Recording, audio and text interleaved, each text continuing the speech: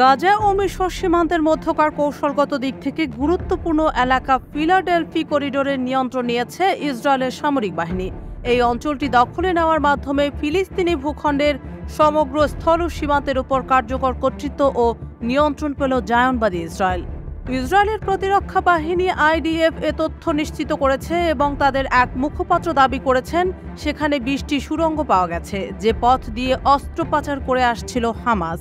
ফিলিস্তিনের উত্তর গাজা থেকে শুরু করে গাজার সর্বদক্ষিণের শহর রাফা পর্যন্ত সম্পূর্ণ অঞ্চল ইসরায়েলি বাহিনীর নির্বিচার হামলার তোপের মুখে কার্যত বসবাসের অযোগ্য হয়ে পড়েছে। গাজার একমাত্র নিরাপদ শহর ছিল রাফা, সেটিও বর্বর ইসরায়েলি বাহিনীর হাত থেকে রেহাই পায়নি। এবার অবরুদ্ধ গাজা ভূখণ্ড ও মিশর সীমান্তের মধ্যকার অত্যন্ত গুরুত্বপূর্ণ এই এলাকার নিয়ন্ত্রণ নিয়ে নিল নেতানিয়াহুর সামরিক বাহিনী। 30 মে বৃহস্পতিবার পৃথক প্রতিবেদনে এই তথ্য জানিয়েছে বার্তা সংস্থা রয়টার্স ও সংবাদ মাধ্যম BBC।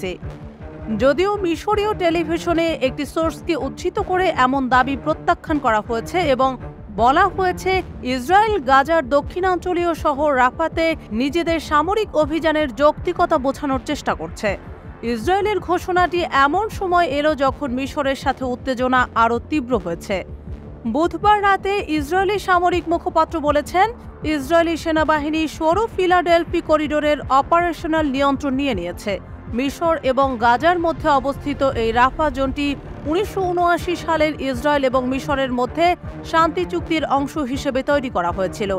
সেনাবাহিনীর মুখপাত্র ড্যানিয়েল হাগারি এক টেলিভিশন ভাষণে বলেছেন, সাম্প্রতিক দিনগুলোতে আমাদের বাহিনী ফিলাডেলফি করিডোরের অপারেশনাল নিয়ন্ত্রণ নিয়েছে। সেখানে তারা এমন 20টির মতো টানেল খুঁজে পেয়েছে যা হামাস অস্ত্র চোরাচালানের কাজে ব্যবহার করত। ইসরায়েলি সামরিক মুখপাত্র এই করিডোরকে হামাসের লাইফলাইন হিসেবে আখ্যায়িত করেন। তার দাবি, এই পথে হামাস নিয়মিত গাজা উপত্যকায় অস্ত্র আনার কাজ করে। তিনি বলেন, সৈন্যরা অনুসন্ধান করে দেখেছে তাদের পাওয়া তথ্যগুলো সত্য এবং ওই এলাকার টানেলগুলোকে ঝুঁকিমুক্ত করার কাজ করছে। যদিও সবগুলো টানেল মিশরের সাথে গিয়ে যুক্ত হয়েছে কিনা তা তিনি নিশ্চিত নন বলে ওই মুখপাত্র পরে সাংবাদিকদের জানিয়েছেন।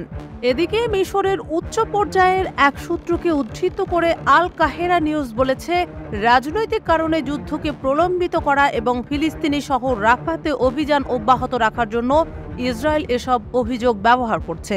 প্রসঙ্গত 3 সপ্তাহ আগে দখলদার ইসরায়েলি সেনারা মুক্তিকামী সংগঠন হামাসের বিরুদ্ধে লড়াইয়ের অংশ হিসেবে রাফা ক্রসিংয়ের নিয়ন্ত্রণ নেওয়ার পর মিশর ও ইসরায়েলের মধ্যে উত্তেজনা বাড়তে থাকে। এর আগে চলতি সপ্তাহে রাফা শহরের কাছে সীমান্ত এলাকায় মিশর ও ইসরায়েলি সেনাদের মধ্যে অপ্রীতিকর ঘটনায় এক মিশরীয় সৈন্যের মৃত্যু হয়।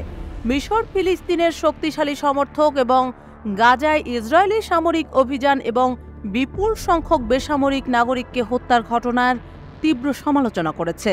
ফিলাডেলফি করিডোর রাফায়ের একটি গুরুত্বপূর্ণ জোন বা নিরাপদ অঞ্চল, যা মাত্র 100 মিটার প্রশস্ত আর মিশর সীমান্ত থেকে গাজার দিকে 13 কিলোমিটারের মতো বিস্তৃত। মিশর এর আগে বলেছে তারা আন্তঃসীমান্ত অর্থাৎ উভয় সীমান্তের সাথে সংযুক্ত টানেলগুলো ধ্বংস করে দিয়েছে। এর ফলে এগুলোর মাধ্যমে অস্ত্র চোরাচালান অসম্ভব।